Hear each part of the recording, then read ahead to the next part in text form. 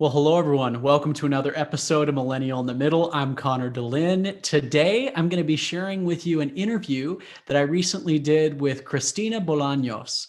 I actually met her through Carla Swenson Haslam, who is the second guest all the way back in episode 4 of the podcast. And what's interesting, I explain it here in just a minute in our interview.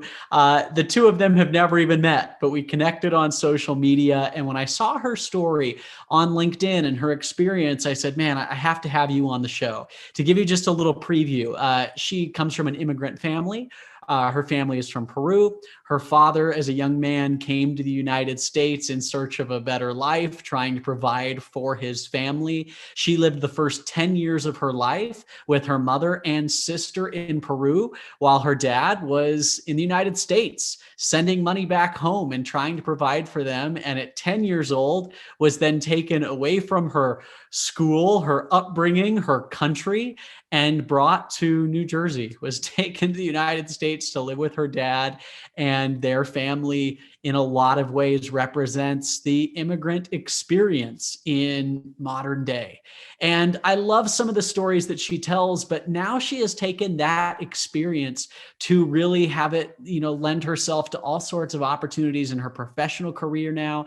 She worked for a few years as a reporter for Univision, the Latin Spanish news channel, and was able to tell stories focused on immigration and DACA and making sure, asylum seekers and the crisis at the border. She covered that in detail and was able to tell a lot of cool stories from those that were coming across the border and what their experiences were like. She has now actually started her own YouTube channel from people in the Hispanic community that are sharing their experiences. And what I love more than anything else in this interview is really how it wraps up. I ask her, what does the American dream mean to you? And from all those that you've worked with and spoken with, as you've talked about their experience coming to America and going through the immigration process, what does the American dream mean to them? Is that something that still exists in 2021? And I think her answer is inspiring, it's informative. And as always, I think we can benefit when we take the chance to listen to someone's experiences that may be a little different from ours. And as we continue to grow in understanding and in empathy, and as we all learn together, we all continue to move forward as a people. Hope you enjoy this interview. Well, Cristina, thank you so much for joining us today. I'm really excited to share your story and your perspective with the listeners. How are you doing today? I'm doing great. Thank you, Connor. It was our second guest on episodes here on Millennial in the Middle. I brought on Carla Swenson Haslam, and we talked about immigration. We talked about kind of the life of an immigrant. And I asked her at the very end of the episode, I said, Carla, what advice would you give to us, trying to broaden our perspective and have a larger vision? And the advice she gave, I thought was really good. She said, get to know immigrants that live around you, ask their stories, and try to just really familiarize yourself with what they go through and their experiences. And I've tried to do that over it's now been almost a year since that episode aired. And I thought it was funny because I connected with you via LinkedIn through Carla, through a post that she made, and saw that you two were friends. And I quickly saw your story and was immediately attracted to your story and what you've done. I'm like, man, we've got to get her on the show. And I think it's cool to see these worlds kind of colliding here. And so I want to start by, obviously, we're going to get into what you're doing now and your experience reporting for Univision and the experiences that you've had as a paralegal working with those as they've tried to become legal and go through the immigration process. But before any of that, I want to start with your personal story of you are an immigrant. Your dad came to America when he was young and was the first person from his family to do that. I want to hear a bit of that story if you could.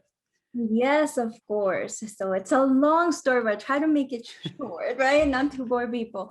But yeah, so my dad, he is the first immigrant of my family. he came to the US when he was 21 years old. So he was pretty young, relatively young. And it was during a social and economic crisis in Peru that he decided to immigrate to the United States. So at the time, Peru was facing a social and economic crisis because its president just apparently did not have enough money to pay for social infrastructure. You know, you're talking about people's needs, you know, hospital buildings, resources, you know, that could help Peruvians. But so just immediately the country went into a crisis and people were just freaking out. You know, I had my mom at the time who was actually not dating my dad yet. I think they were just starting to become friends. She was an accountant. She had just graduated and she had just gotten her first job offer as an accountant at one of the biggest banks in Peru. And so people like her and a lot of other people were quickly laid off from their jobs because everything was just bad. And my dad at the time, I think he was finishing up school, but he was studying economics. So he was always a business minded, oriented person. And you know, he was very driven. He had goals for him and his future family and all that stuff. But unfortunately, because there was just this crisis that was driving everyone nuts and making people very scared, and he, like a lot of other people, one day he said, I'm gonna go to the US. He had heard about a neighbor of him, I think from Cuba, who had actually immigrated to Peru because of the crisis in Cuba at the time, who had chosen to cross the border, right? And at the time, you know, you think about crossing the border, and it wasn't as risky back then as it is now, I think. And he decided to do that. He, I think with very little money, decided to go to Ecuador, which was the neighboring country to Peru. And he just started on his journey. I think he spent maybe almost 2 years in going from country to country, from Ecuador all the way through Central America, Mexico, and finally he made it to the US, Mexico southern border. So that's how it all started.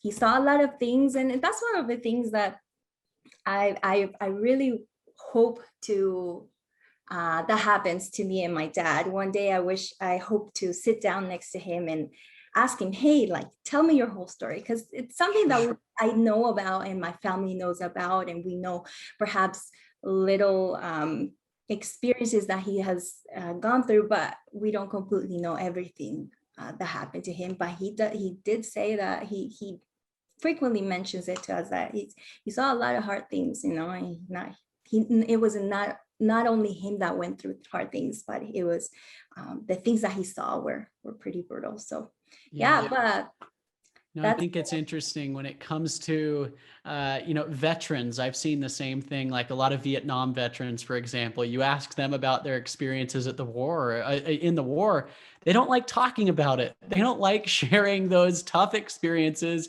They would much rather talk about the future and what it led to them and more the values behind that. And it sounds pretty similar for your father, like making it from Peru through Central America, through Mexico, and he ends up in, of all places, New Jersey, right? Of all places in New Jersey, yes, eventually. But before he got there, of course, I think he lived first of all, in California, because that's the neighboring state to the US-Mexican border, correct? And so, he lived in quite a few different places in Arizona, but eventually he does end up making it to New Jersey. I think one day he was just reading the newspaper looking for job opportunities, and there was this job posting that it was to work at the beach.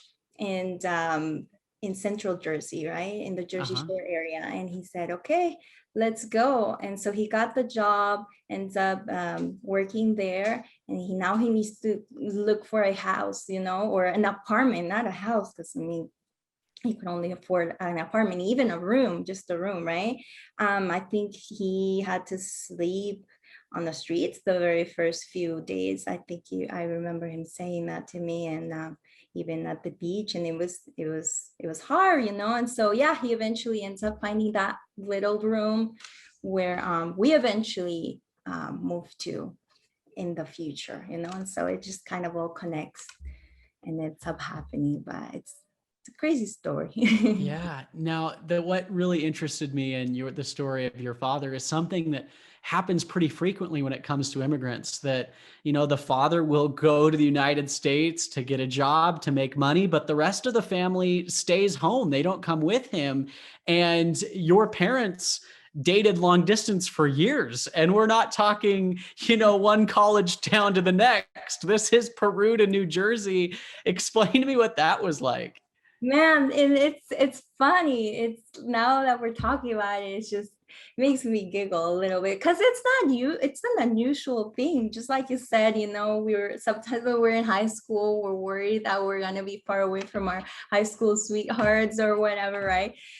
Just because him or her decided to go to another town or state to do, I don't know, whatever they need to do. But yeah, this was from Peru to New Jersey, which was a pretty long distance, and I still don't know how they did it. I don't know. I don't know if I could do it. But yeah, I admire them for sticking together for that long and still be married till this day for that long. Obviously they've gone through a lot, but yeah, they've made it work. I don't know. And yeah, and that's where me and my sister come into the picture a few years later. We're born, well, he is always back and forth, not frequently, but when he can.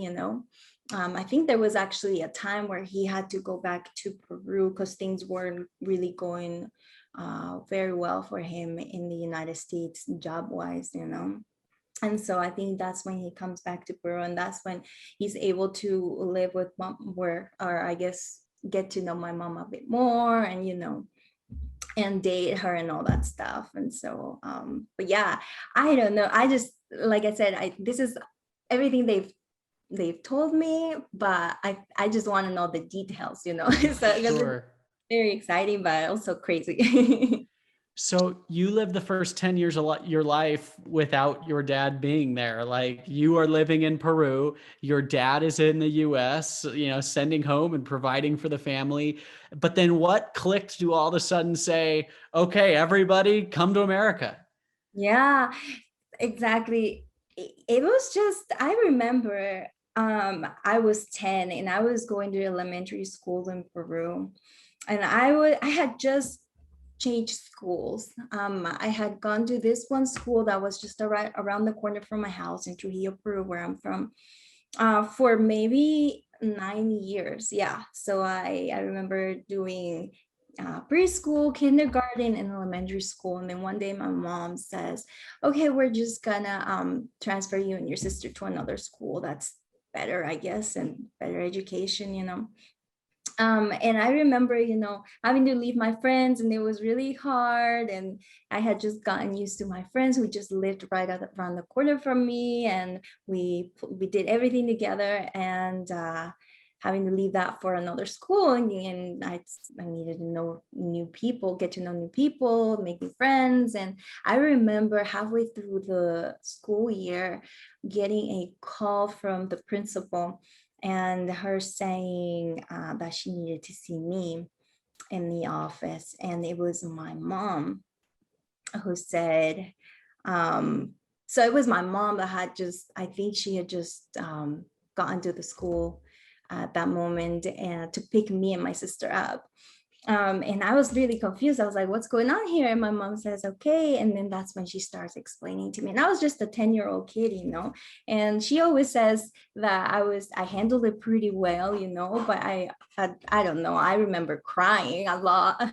And I was just a kid, I think about it, and I think about how very little I knew back then, but at the same time, how much I felt, how many feelings went through me when she told me that we were going to move to the US. I was like, no, but I don't want to leave. And I just made new friends and I like it here. And it was really hard enough for me to come to this school. And now I need to go to a new country. Oh my gosh. And so it was hard, but yeah, and that's when it all starts. Me and my mom and my sister start getting ready.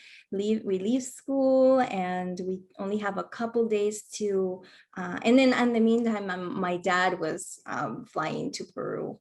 And so we were gonna meet up with him in a couple of days. And then we only had a couple of days, everyone all together, to get things ready to go to Lima, to go to the embassy and get our papers in and get everything together. And so kind of Wow. crazy. So you get to America and you didn't speak English, right? Speaking English.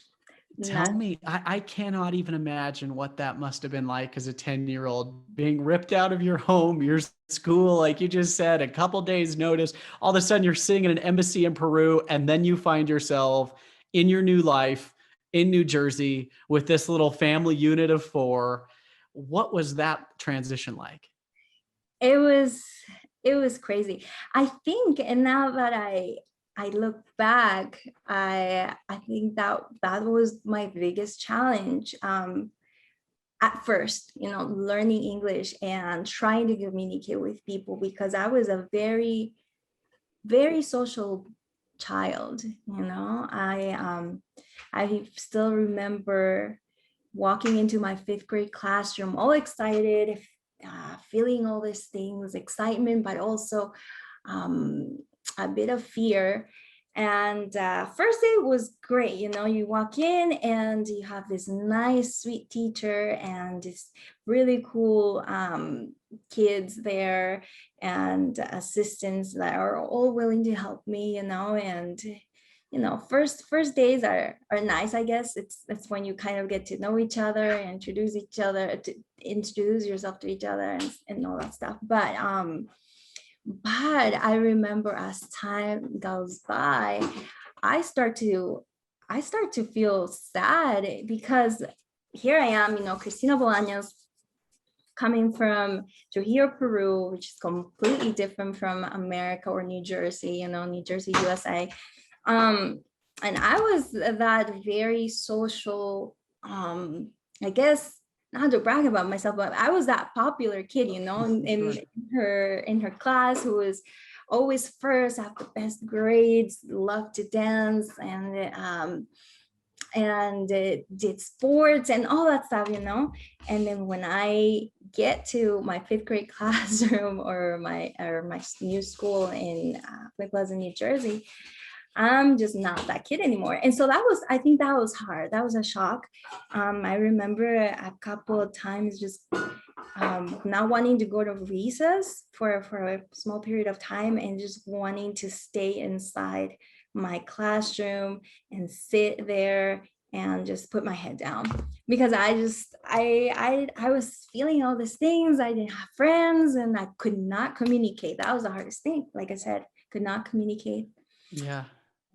It's I guess a little traumatic, but I mean, now I look at everything around me and I'm like, I was just a kid. I cannot imagine what an adult has to go through when they're in that situation. So now you end up, you go to BYU and you all of a sudden have this desire to tell stories.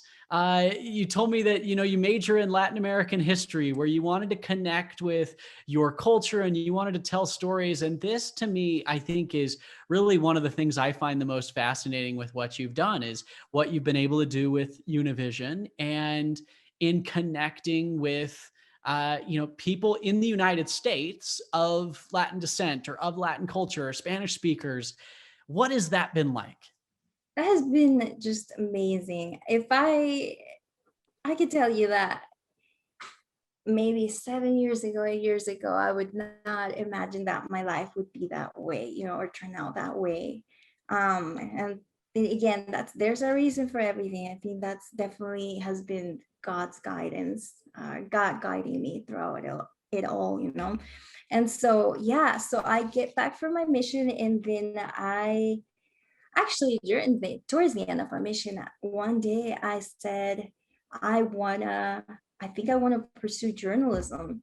And it was kind of crazy because I'm thinking, okay, I've been a missionary for my church, and I've spoken about God and all that stuff, but at the same time I've been talking to dozens of people every day, and I was constantly stopping people on the streets and learning about their lives, their backgrounds, and I learned to enjoy that a lot. And I kind of realized that again, I was going back to being a people person again. You know, I was opening up, and I love that. And I realized that I wanted to get to know people and learn from them, and also tell the stories of those that did not have a voice. And so I kind of realized, okay, you are an immigrant and you like storytelling. I think this is perfect for you. And so I come back to BYU, and I remember enrolling to 3 different prerequisite courses that you were required to take before applying to the journalism school at BYU. And so I take those classes, and they're just phenomenal. One of the professors I had becomes my best friend in the long run, and it's just amazing. And the program is just great. The professors are incredible, incredibly talented, and super helpful. And so yeah, so that's kind of how it all started, my journalism career. And I remember 2 years ago, perhaps almost 3, getting ready to graduate, and I'm thinking to myself, what am I gonna do? Like, I know journalism is very competitive, and at the time I was dating my husband, and I didn't know where things were gonna go, and all this, you know, roller coaster of emotions. But yeah, I remember getting my first job, full-time job offer, my senior year. So maybe like 2 or 3 weeks before I graduated. And that's very unusual, because nowadays, especially if you're a journalism student, that's very unusual for a journalism student, considering journalism positions are very competitive. And you have to be willing to go to travel, you know, move to another state, start from scratch. And obviously you're not making as much as an accountant, and you know, and it's just all this stuff that I needed to consider. But I was very lucky to have gotten that job offer, and it was like the dream job. And that's where I guess my passion for storytelling is passion for telling stories from my community grows even bigger or more. And so, yeah, it's been great. Yeah, Univision was my first home, and I'm no longer there throughout it. I kind of changed career paths a little bit, but I'm still hoping to continue storytelling. But so tell me, in that time there, I mean, we've talked a lot about connecting with people in your community. Are there any stories that really stood out to you, or themes that you really found that, you know, now with a platform like this, you could share with my listeners? yeah, so are you asking about like stories from my time as a journalist at Univision? Sure.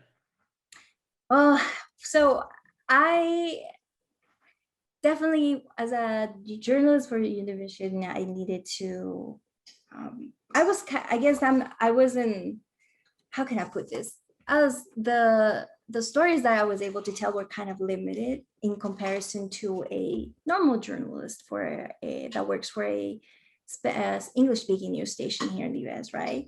And so I was constantly reporting on immigration. So I was reporting about DACA, which are people that are known as dreamers, which we can later talk about that. But I was reporting on the detention centers and the public charge rule, and all this stuff. But man, it's just kind of hard to tell just one story because there are just many stories, but I can tell you this. So I guess that one experience I had when I had to tell an immigration stories kind of changed my perspective about working as a journalist for a news station. And one day I was telling a story about this young guy, maybe in his early 20s, from somewhere in Central America. I don't remember if it was Guatemala or El Salvador. But so this guy was just in the US, had been in the US for maybe 3 years by then.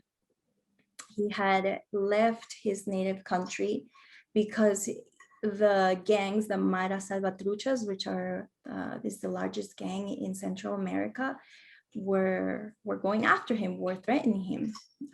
They were telling him that if he did not join the gang, their gang, he was gonna die. And so that guy, I learned he had gotten beat up. He had his family members were threatened to death, and it was just really bad for him.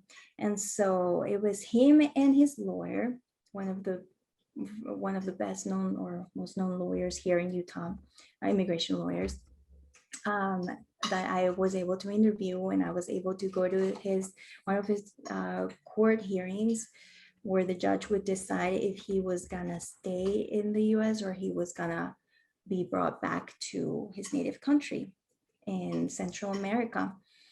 And this guy was just, you can see it in his eyes, he was just very worried, sad, but with this sense of hope that everything was gonna turn out all right. Especially his attorney was very supportive, and he was a really good attorney. He was doing everything he could for him to get him to win his case. But according to the attorney, things were just not looking that great. And wow, after that, when I got back to the station, got my interview, got his comments, got the story down, just my heart just sank, because I'm thinking about the thousands of people that are in that situation, not only in the US, but around the world, that leave their countries and immigrate to another one to find a better future in harsh conditions like this one. He had no choice. I mean, he left his country because he was being threatened to death. And then many are probably wondering right now, but why didn't he get help? Why didn't he seek help from the police or the government? Well, that's a whole nother story, right? But long story short, the countries in Central America and South America, the governments, the police are just so corrupt that they just won't do anything.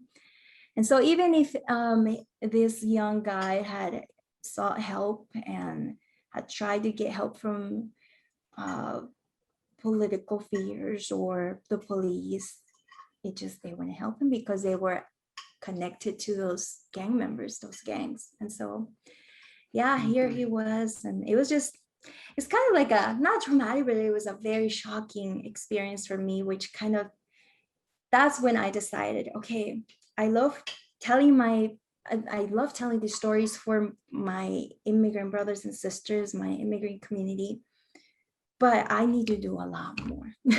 And so that's kind of where it all kind of changes. And a couple months after, because of that reason and other reasons, I decided to leave Univision and become a paralegal for an immigration law firm and volunteer. So tell me this, how hard is it? You become a paralegal and help volunteer in people becoming legal and going through the process. Often when we hear about the immigration debate in America, you hear things like, well, just do it the right way or get approved, and there's this stereotype around being, quote unquote, illegal in America. How difficult is it to go through that process? And what have your experiences done to change your mindset on the immigration really the things that have to take place in the United States. Definitely, definitely. So when you think about immigration and you have not read much about it or informed yourself too much about it, um, you're just thinking immigrants in general, right? They come to the United States and they just want a better future and they just kind of want to take people's jobs, right? Because that's kind of like the mentality of Sure. people. And even I've kind of put myself in those people's shoes and thought about that. And I was like, oh yeah, I mean, I'm from Peru, and right now the Venezuelans are immigrating to Peru because of the political corruption that's going on there. And and I'm thinking, okay, what if I was in Peru and I have all of these Venezuelans coming to my country and taking jobs, quote unquote, or just vandalizing a lot of things, and how would I feel? And so I've kind of had to put myself in those people's America's shoes to think, okay, I mean, that could be hard. But when you're talking about legal immigrants and illegal immigrants, there's a difference. And the chance of coming here as a legal immigrant, they're very scarce. They're very few. Most come here as international students. My husband is an international student. Mm-hmm. We got married 3 years ago. He came here legally. He got his visa, his student visa at the US or the Peruvian embassy, all cleared. Great guy. No bad backgrounds or anything. But it's hard. We're still waiting for his green card after a year of having applied, and so it's crazy, crazy, crazy hard. But that's only a select few. That's only a small percentage. And then you also have the illegal immigrants, which are a lot of people, like my dad. He came here undocumented, trying to find a better future. And a lot of those people don't have a choice but to come here illegally, because the opportunities of coming here illegally and getting a visa at the embassy are very, very scarce, like I said. And so you have a lot of the immigrants that cross the US-Mexican border end up being illegal immigrants and seeking asylum, and that's a whole nother topic. But you had about 100,000 immigrants coming to the US in February of this year, according to the Pew Research Center. Mm-hmm. And so, but that's always changing, and back in April of 2020, that amount was lower. It was down to 16,000. And so it just kind of all depends, and that's a whole nother topic. But yeah, it's very hard to come here as a legal immigrant. And if you do end up becoming a legal immigrant in the United States, you usually do it through a family member. And most people come here, get married to a US citizen, and that's how they become legal immigrants. But even then, it's still hard. Like I said, my husband, he's originally from Peru, got married to a US citizen, me, but he's still waiting for his visa. We're still trying to figure things out a lot when it comes to that. And so, yeah. So tell me, I think it's interesting to hear that perspective of, how hard it is to have your papers, to be legal, to do it in the right way, right? And with that being said, then I think a lot of Americans, myself included, are in the boat that would say, well, how do we make that process easier? How do we create more opportunities and allow more people to be a part of that? And is that what you're advocating? And if so, what do you think we could do as a country to make that process easier to make a reality? You know what? It's a complicated question you're asking, and I wish I had the answer to that. Sure. It all comes down, I think it all comes down to the government. Politics are already complicated enough. I think from now on, it's going to get harder and harder with the circumstances that we're living under, pandemics, earthquakes, whatever, it's hard. It's gotten harder, and it's gonna get even harder. But I think the best thing as Americans could do, or or just people from their own countries, when they're talking about immigrants or when they meet immigrants, it's sympathizing. Sympathy is very important.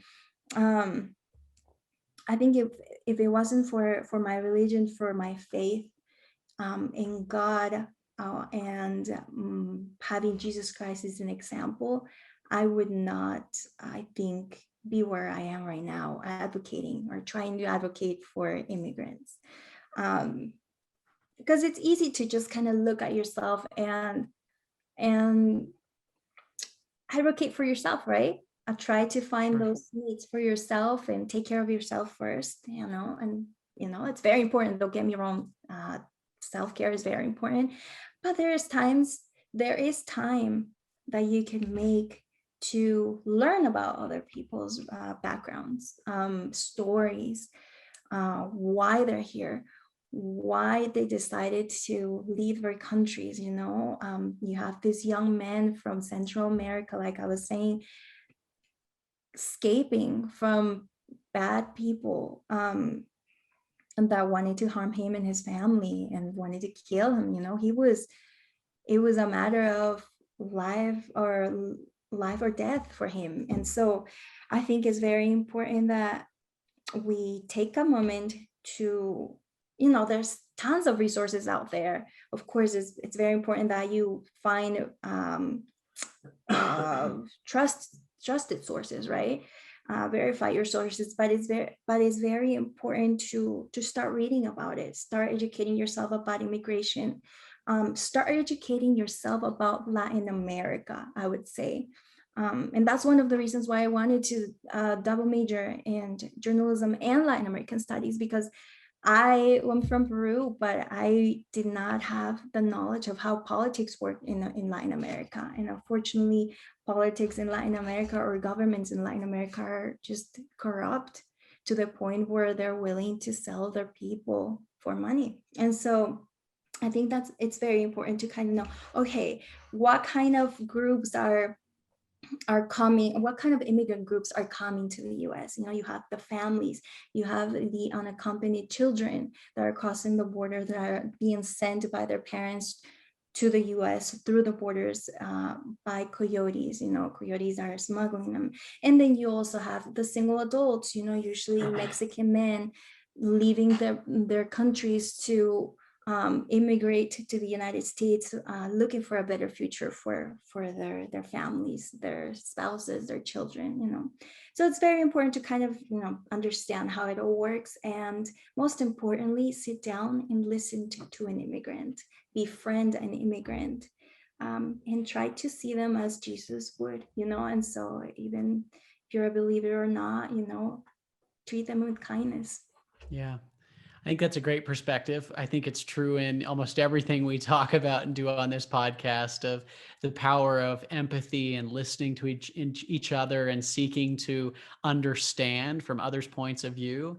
And with that, I kind of want to close with this question. To me, it's an interesting paradox where those that would consider themselves in, American politics right now to be anti-immigration, even though I know that's a bad label to put on it, they do so under this nationalist mindset, right? That it's build the wall, put America first, they're coming in and taking our jobs, just what you said, right? But it's also that same group that claims to be the most patriotic, right? That claims to wave the stars and stripes and wants the national anthem to be at the forefront of everything. And so to me, it's really interesting because that push comes from this very pro-America, patriotic side of things. But what you've explained in our conversations, in a lot of ways, to me, is what I would label as the American dream. And in a lot of ways, what has made our country so great in the first place. And so I just want to close by asking, from your personal experience and then the people that you've met along the way in the last few years, especially, what does the American dream mean to you? I think for me personally, the American dream is the ability to write your own future, to write your own story, to dictate your future according to the choices you make in your life. I think we can all live the American dream, especially if we're in America, right? Um, and I think there are just tons of opportunities for everyone to live the American dream, not only the immigrants, but the American itself, you know. I think the American dream is seeking opportunities that you would not be able to seek in your own country as an immigrant. And I think the American dream is, it's just, how can I explain? There's just so much in my head right now that I'm trying to, explain it. But yeah, I think that's the American dream.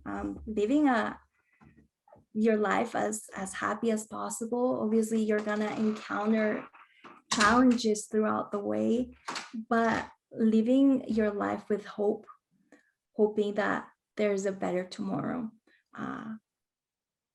Always keeping in mind that you have the ability to choose.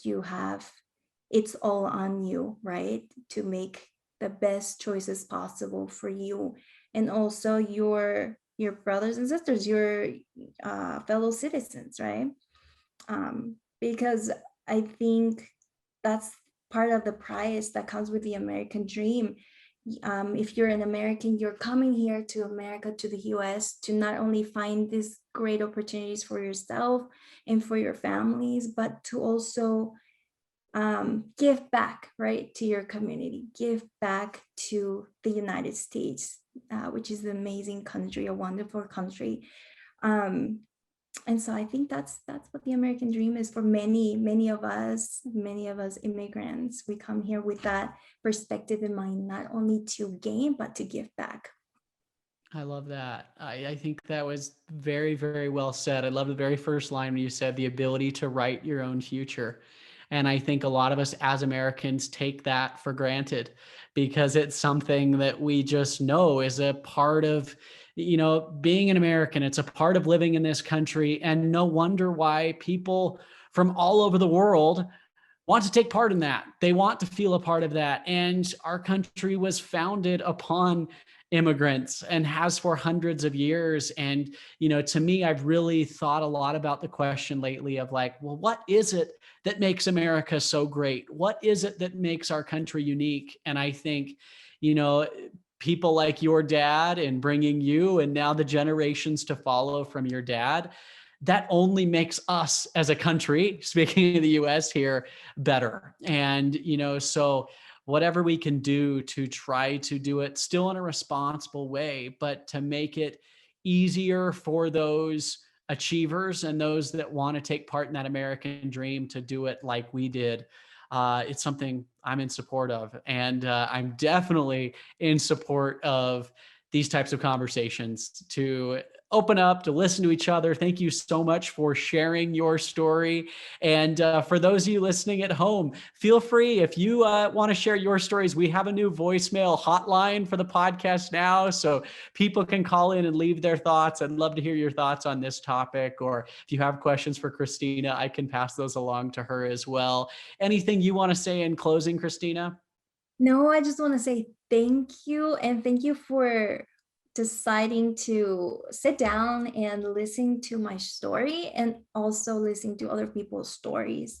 I think there's just such huge power in not only telling stories, but listening to stories. And a lot of us journalists do it because of that. We want to build bridges, between people, and then make connections and strengthen those relationships. And so thank you for having me. And thank you for doing this. I think it's amazing. Absolutely. And you have started your own YouTube channel that's focused on this. Do you want to tell people how they can find it and where they can see you more?